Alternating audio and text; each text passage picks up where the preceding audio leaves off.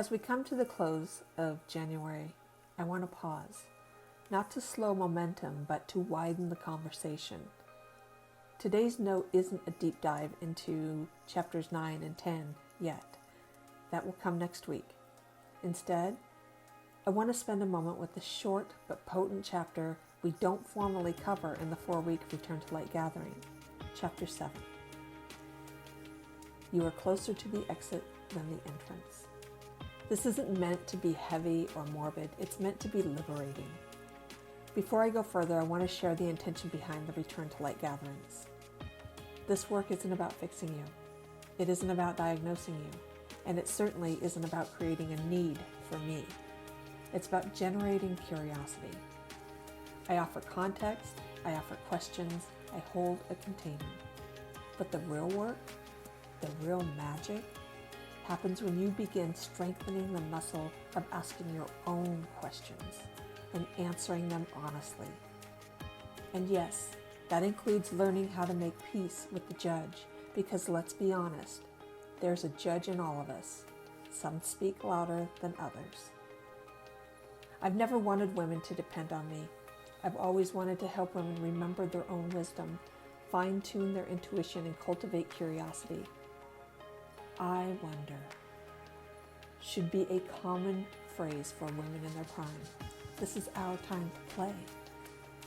That philosophy is what sets this work apart from traditional approaches. My work has helped women who struggled with alcohol, but it was never about alcohol, which means it isn't limited to alcohol.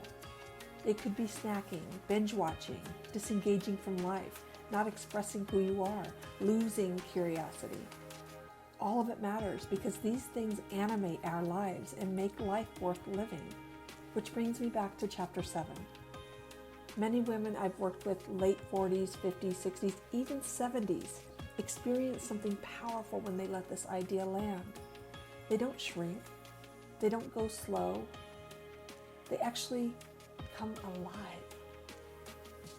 They release expectations they spent decades carefully constructing to fit into the world. They stop performing. They stop negotiating themselves. And what emerges is clarity, energy, and authenticity. This work doesn't require you to understand why you are who you are.